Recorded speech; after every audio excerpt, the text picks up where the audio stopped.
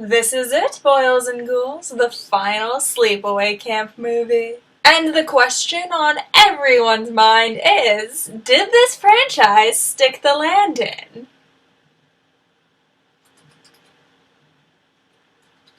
Return to Sleepaway Camp was released in 2008 under writer, director, and producer Robert Hiltzig.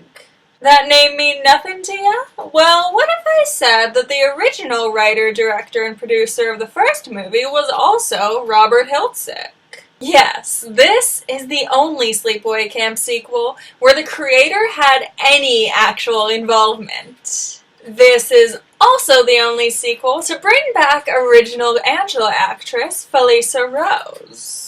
And the only sequel to bring back the entire character of Ricky, played again by Jonathan Tiersten.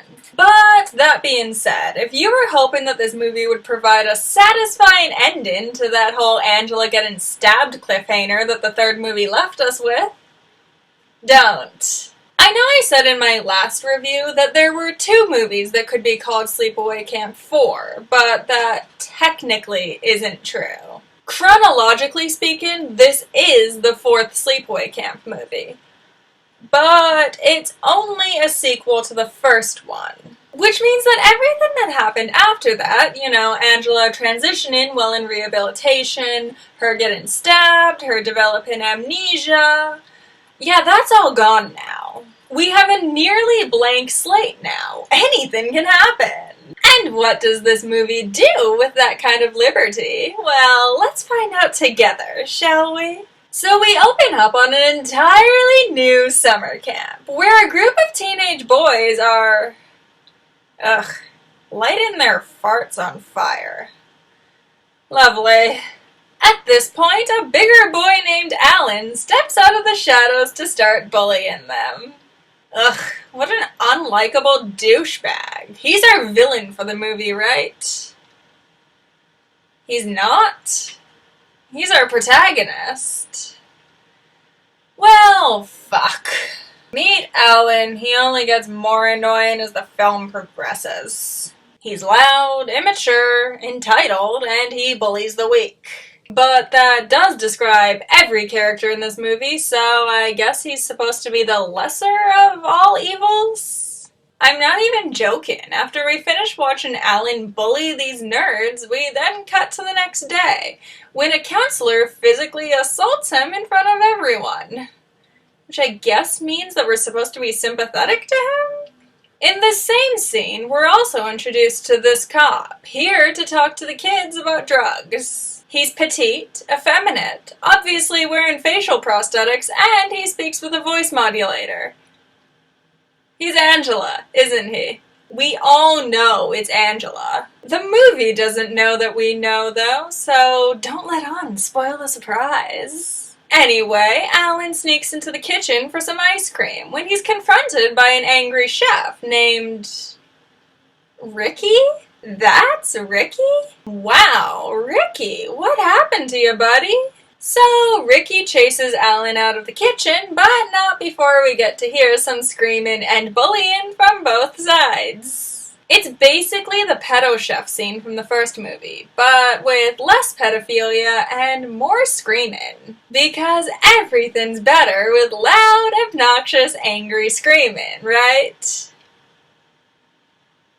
After this, Ricky is checking on the deep fryer when someone unseen sneaks up behind him and shoves his face into the boiling oil? Ricky?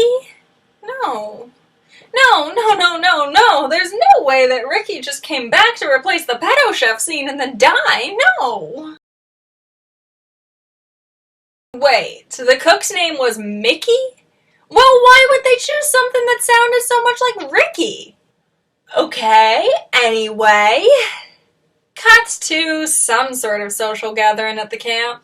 There's more obnoxious bullying, both from Alan and of Alan. We do learn that Alan has a crush on this girl, Karen. She doesn't like him back, but her friends are dicks and keep throwing the two together. Unfortunately, Karen doesn't have much of a personality, but she is the most likable character here. Her polite disgust of Alan is honestly just such a mood. Alan flirts with a very uncomfortable Karen for a while until her friends show up and bully him away. Then Alan stumbles across a pair of stereotypical 90s stoners who trick him into smoking a joint full of cow shit. Alan coughs so hard he lands on his knees, which earns him the nickname Blowjob. Yeah, I knew a couple of girls in high school who got the same nickname in the exact same way. The only female counselor, a pretty young woman named Petey, shows up to rescue Alan. Petey, that's an interesting name for a girl. Wait, wasn't Angela's boy named Peter? She's a red herring, isn't she? Shortly after this, one of the stoners falls asleep outside, which leads to him getting gasoline funneled down his throat and a joint lit in his mouth. And I would make a comment about how I really doubt that this chain of events would lead to an actual explosion, like this movie seems to think it would. But before we get to that, can we just comment on the fact that the main stoner's name was literally weed? After this death, the counselors get together to agree that teenagers blowing up in their camp is a problem. And as it turns out, one of the counselors here, Ronnie, was at Camp Arawak when Angela was there, so he immediately assumes that she's behind it. Officer Totally Not Angela agrees to question Ricky, who apparently works just a few miles away from here. But before we get to see that reunion, we get another interlude of Alan being a bully and then getting bullied back. Seriously, is there anything likable about Alan? Okay, let's just cut to Ricky, because we all know that's what we're here for anyway, seeing the original actors back in these roles. Hi, Ricky! So Ricky explains that Angela can't possibly be the killer because she's locked up in a psych ward where he still visits her on a regular basis. Bye, Ricky! Hey, you know what we haven't seen in a while? The world's least likable protagonist getting bullied by a camp full of psychopaths. Let's see, what do we have here? Well, Alan coerces Karen out into his secret hideout, where they discover that some bullies skinned his pet frogs, and Karen thinks that Alan did it. When Alan confronts the bullies, they give him a wedgie and dump him in the lake. It's like that scene from the first movie when Angela got dumped in the lake.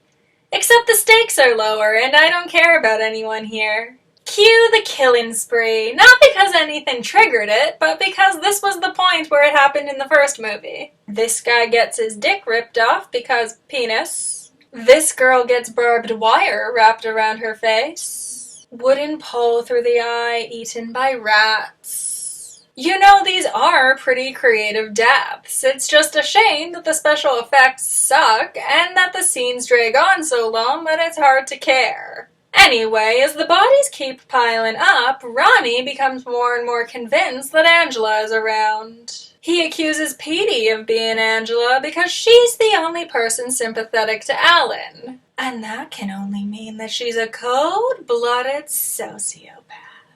At this point, Ricky shows up at the camp. For some reason. Seriously, not even he seems to know why he's here. Karen insists that Alan must be the killer, which causes one of the bullies to hunt Alan down and start beating him. Someone stops the bully mid-swing and cut. Okay, all of our important characters are together.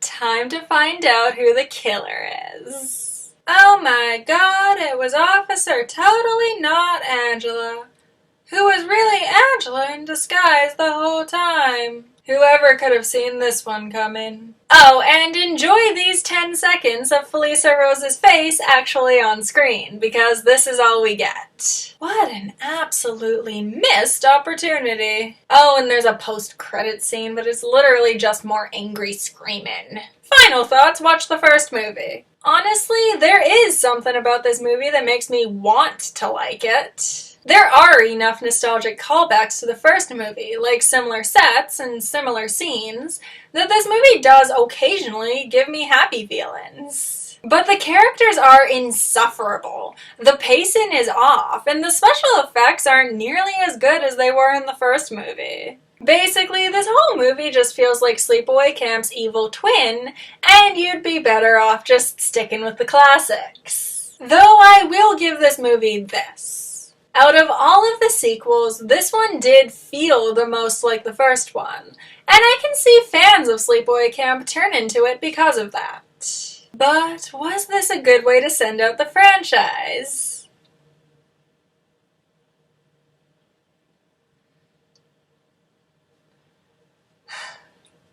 Thank you for watching and join me next time.